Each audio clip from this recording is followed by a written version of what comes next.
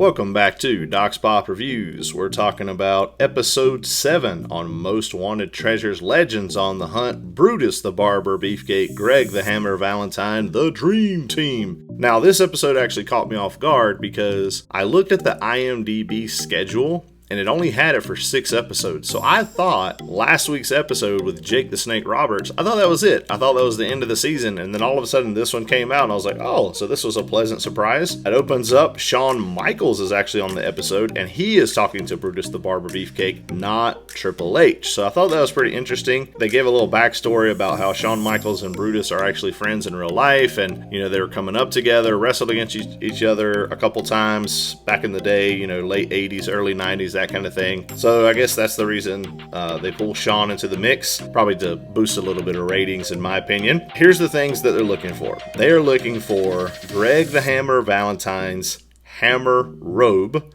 which is valued at $10,000 to $15,000. And also an interesting thing, it weighs 25 pounds, which I was like, whoa. They're also looking for Brutus the Barber Beefcake's Shears, which is valued at $2,500 to $5,000. They're also wanting to get Greg the Hammer Valentine's shin guards, which they called Heartbreakers when he would do the figure 4. It's valued between $2,000 and $4,000. And then Greg's boots, which have the letters G and V, which are valued between $1,000 and $3,000.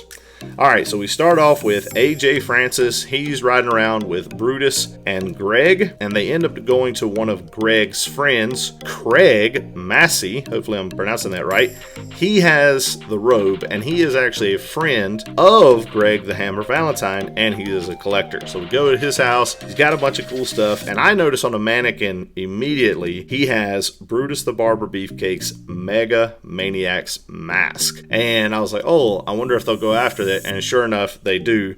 So that is valued at between $3,000 and $5,000. Okay, so if you do the value between the Mega Maniacs Mask and the robe, you add it together, that's going to be close to $20,000. AJ wants the mask and the robe. Craig does have it, and he offers $10,000. All right, so that's $10,000 less than what they're valued at.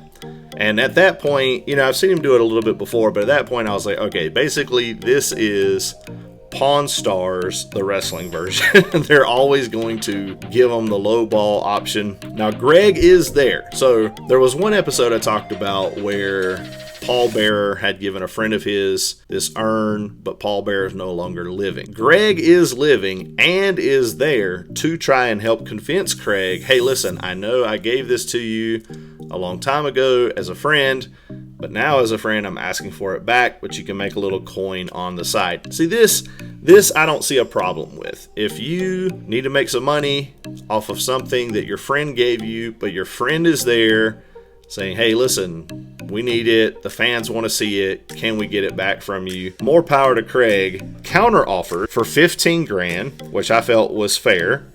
AJ counter offers for $13,000. They all sit down, eat some shrimp. Craig sticks with the $15,000. AJ goes for it. But remember, the robe itself, its highest value is $15,000. If you think about it, they got Brutus the Barber Beefcake's Mega Maniacs Mask for free. Okay, so the next thing they're going for are the shears, and they go to a guy named Roger, and they kind of go back and forth. This one doesn't take very long. He ends up getting $3,500 for it. Again, they come out ahead because they're valued at the highest at $5,000. Then they're going to look for the Heartbreaker shin guards, which Greg's former manager has. Jimmy Hart says, hey, listen, you did so much for me. The company did so much for me. Take them for free. So they come out ahead on that one because they essentially saved $4,000. The last thing they're looking for are Greg the Valentine's boots. And surprisingly enough, Greg the Hammer Valentine has them at his own house. Now, because Jimmy Hart gave the shin guards for free, I thought Greg was going to do the same thing. And he's like, nah, give me $1,000. And it was kind of funny because Brutus said, hey, how about $1,000 per boot? But Greg was like, no, I'll just take $1,000, which is the lowest that they're valued at. And so I was kind of surprised he didn't take it for free, but we don't know his motives. Like Greg could have been like, oh, I'll give $1,000 to my grandson or, you know, somebody else. We don't know his family life. And I started thinking about that for all the other people too. You know, we don't know their living situation, especially with COVID going on. Did they lose their job? All this kind of stuff. And there wasn't really a super fan interaction, you know, because Roger seemed like he was a fan, and he talked about him and his dad were fans of Brutus, but he didn't, maybe he's just a quiet guy, but he didn't like, hey, wow, it's Brutus the Barber Beefcake. He didn't act shocked. Craig was already friends with Greg.